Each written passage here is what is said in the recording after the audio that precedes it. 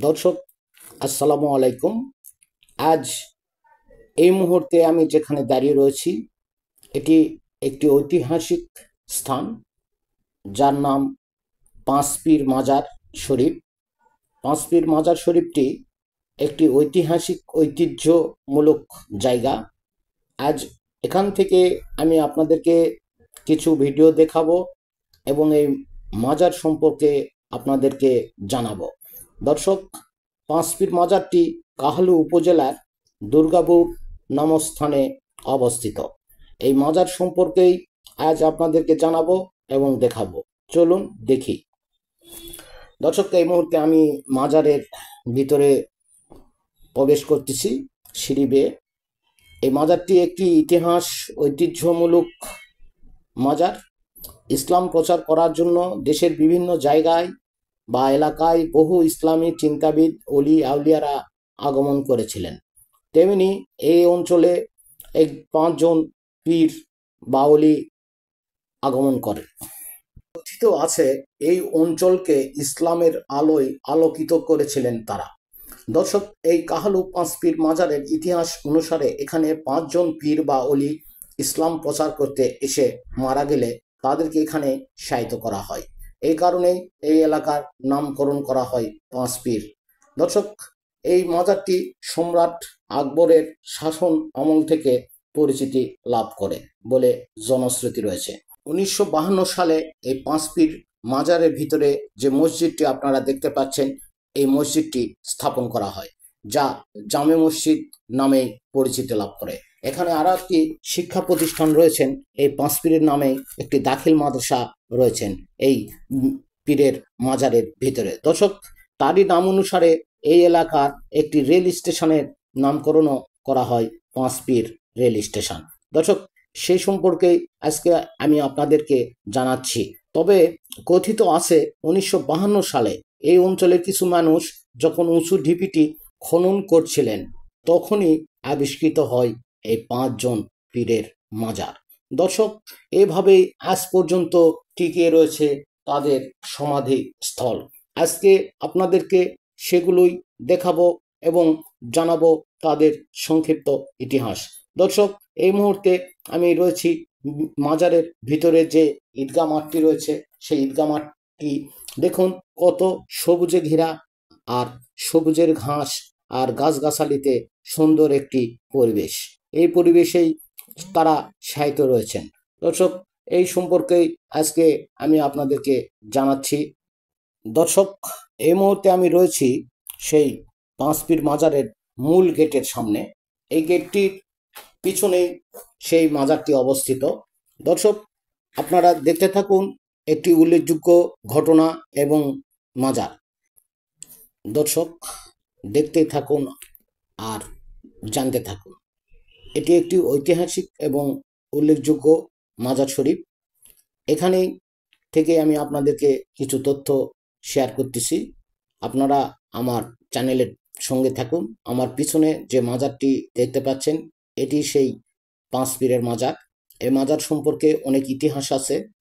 জনশ্রুতিতে রয়েছেন একজন প্রতাপ নারায়ণ নামে একজন জমিদার এখানে কাছারি বাড়িতে থাকতেন, এবং তিনি এই অঞ্চলে যখন মোহাম্মদ আহমদুল্লাহ নামে একজন ইসলাম প্রচার করতে আসেন, তখন তাকে বাধা প্রদান করেন।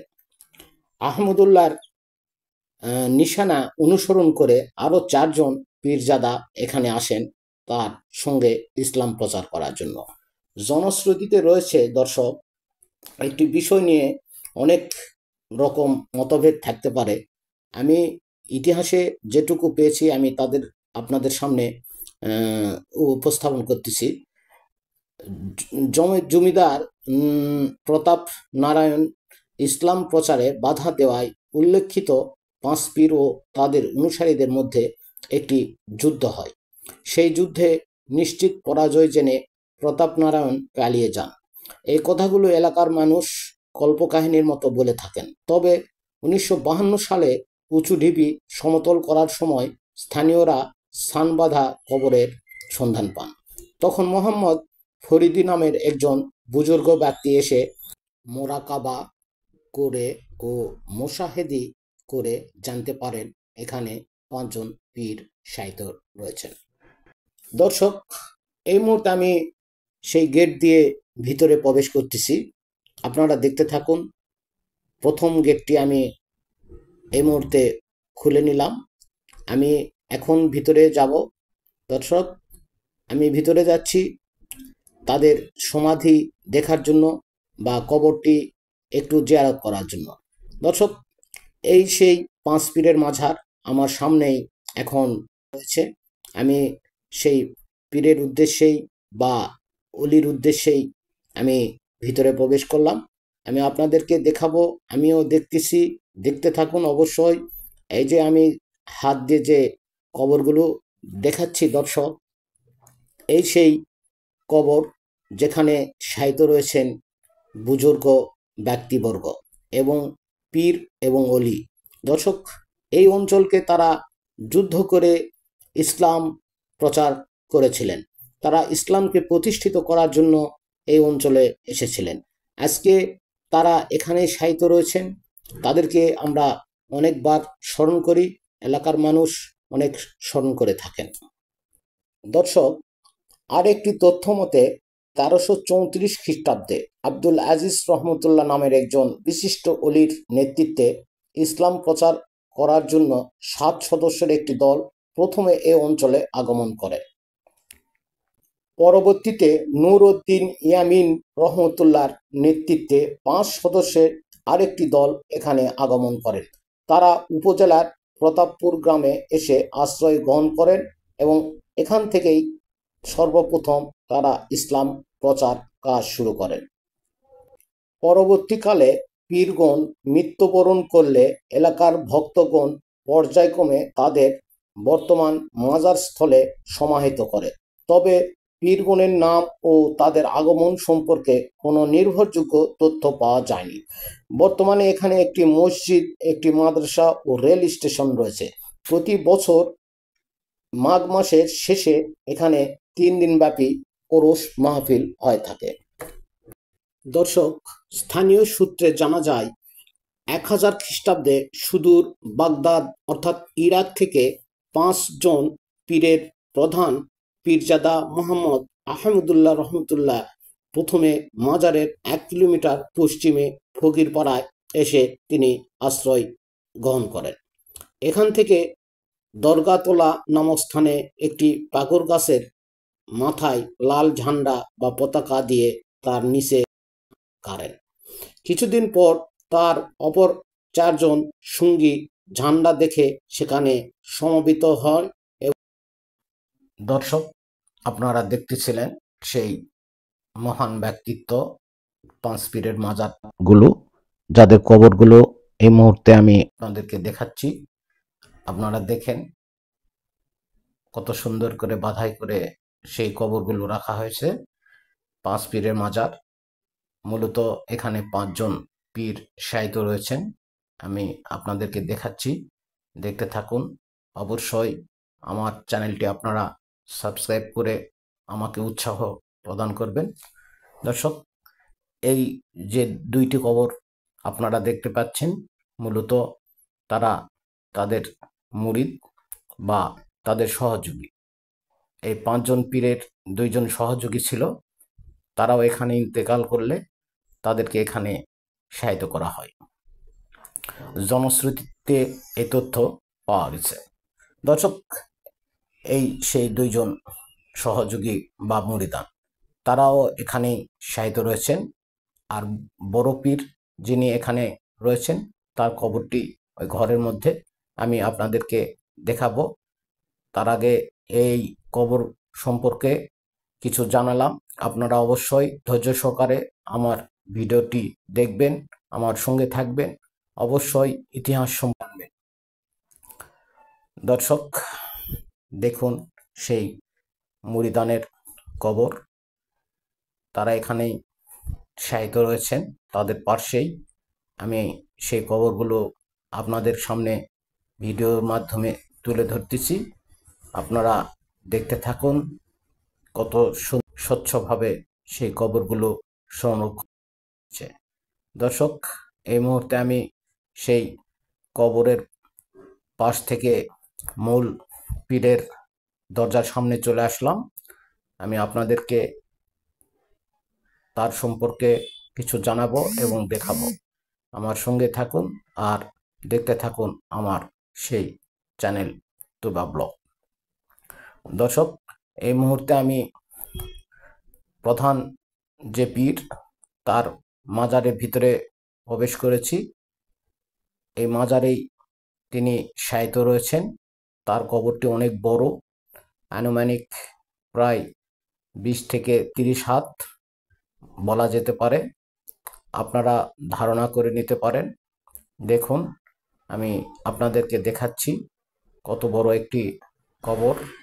এই মাজারের ভিতরেই এই কবরটি একটি উঁচু জায়গায় দেয়া হয়েছে এবং তার কবরটি একটি ঘরের মধ্যে রাখা হয়েছে। দর্শক, দেখছেন সেই কবরের ভিডিও আমি আপনাদেরকে দেখাচ্ছি। আর অবশ্যই এরকম ভিডিও দেখার জন্য আমার চ্যানেলটি আপনারা সাবস্ক্রাইব করে রাখবেন। আগামীতে আরও সুন্দর সুন্দর ইতিহাস ঐতিহ্যমূলক ভিডিও পাবেন এই আশা রাখি। আমাকে আপনারা উৎসাহ দিবেন এই আশাও রাখি। দর্শক, দেখছেন সেই ভিডিও, কবরের ভিডিওটি। মাজার শরীফ এর ভিতরে একটি ঘর, সেই ঘরের মধ্যেই এই কবরটি দেয়া হয়েছিল। ইনি ছিলেন প্রধান পীর। দর্শক, এই মুহূর্তে আমি দাঁড়িয়ে রয়েছি সে মাজারের ভিতরের কবরের সাইডে। আপনারা দেখতেই পাচ্ছেন আমার পিছনে যে ঘরটি, এই ঘরের মধ্যে প্রধান যে পীর ছিলেন ওনার কবর, এবং সাইডে আরও 4 জনের কবর রয়েছে। আর ওই পার্শ্বে রয়েছে 2 জন সহযোগীর কবর। দর্শক, এই সম্পর্কে আমি আপনাদেরকে ভিডিওটি দেখালাম এবং অল্প কিছু ইতিহাসও আপনাদেরকে জানালাম। দর্শক, এই মুহূর্তে আমি বের হব এখন সেই মাজার শরীফের ভিতর থেকে। আপনারা অবশ্যই আমার সঙ্গে থাকবেন, আমার চ্যানেলটি সাবস্ক্রাইব করবেন। আর এই অঞ্চলে অবশ্যই আসলে মাজারটি আপনারা ঘুরে যেতে পারেন। দর্শক, অনেক কথা, অনেক ইতিহাস, অনেক প্রজন্ম কেটে গেছে, তবুও তাদের ইতিহাস এখন পর্যন্ত রয়ে গেছে। ইসলাম এই সাক্ষী দিচ্ছে এবং এই সাক্ষ্য গ্রহণ করা হচ্ছে। ইসলাম শান্তি এবং ইসলামে রয়েছে প্রশান্তি। দর্শক, ইসলামের ঝান্ডা বা ইসলামের প্রচারক হিসাবে ইনারা এই অঞ্চলে এসেছিলেন এবং ইসলাম প্রচার করে গেছেন। দর্শক, আপনারা দেখতেই পাচ্ছেন আমি সেই প্রধান পীরের গেটের সামনে দাঁড়িয়ে রয়েছি। এই গেট থেকেই আমি আপনাদেরকে এতক্ষণ সংক্ষিপ্ত ইতিহাসগুলো জানালাম এবং দেখালাম কিছু ভিডিও। একটু ভিডিওটি হয়তোবা বড় হয়ে যাচ্ছে। এ সম্পর্কে আপনাদেরকে জানতে হলে অবশ্যই কিছু সময় ধৈর্য সহকারে ভিডিওটি দেখতে হবে। দর্শক, এই মুহূর্তে আমি এই মাজারের ভিতর থেকে বের হয়ে যাচ্ছি এবং আপনাদেরকে জানাচ্ছি। দর্শক, এই মাজারে আপনারা যারা আসতে চান বা জিয়ারত করতে চান তারা অবশ্যই বগুড়া থেকেও আসতে পারবেন, বা দেশের বিভিন্ন জায়গা থেকে বগুড়া এসে আপনারা অবশ্যই কাহালু আসবেন। কাহালু দরগাহাট থেকে ভ্যান, রিক্সা, অটো, ভুটভুটি বা সিএনজি যোগে এই পাঁচপীর নামক জায়গায় নামতে পারেন। এখানেই সেই পাঁচপীরের মাজারটি অবস্থিত। দর্শক, এছাড়াও আপনারা ট্রেন যুগে সান্তাহারে আসবেন। সান্তাহার থেকে লোকাল ট্রেনে আপনারা পাঁচপীর নামক একটি স্টেশনও রয়েছে, সেই স্টেশনে এসে নেমে আপনারা এই বাজারেও আসতে পারেন। দর্শক, ঠিকানাটা বলে দিলাম। অবশ্যই আপনারা দোয়া করবেন আমার জন্য। অবশ্যই আপনারা আমার চ্যানেলটি আপনারা সাবস্ক্রাইব করবেন, আমার পাশে থাকবেন। এই যে পাঁচপীর মাজার থেকে আপনাদেরকে আবারও শুভেচ্ছা, স্বাগতম এবং দোয়া চেয়ে ভুল ত্রুটি যদি আমার হয়ে থাকে মাফ করে দিবেন। আর অবশ্যই আমার জন্য এবং আমার চ্যানেলের জন্য আপনারা একটু সহযোগিতা করবেন। দর্শক, সাবস্ক্রাইবার করলেই আমি অনেক কৃতজ্ঞ থাকবো আপনাদের কাছে। আজ চলে যাচ্ছি, তবে নতুন একটি ভিডিও নিয়ে আপনাদের সামনে আবারও হাজির হব। সেই পর্যন্ত আমার সঙ্গে থাকবেন, ভালো থাকবেন। আসসালামু আলাইকুম।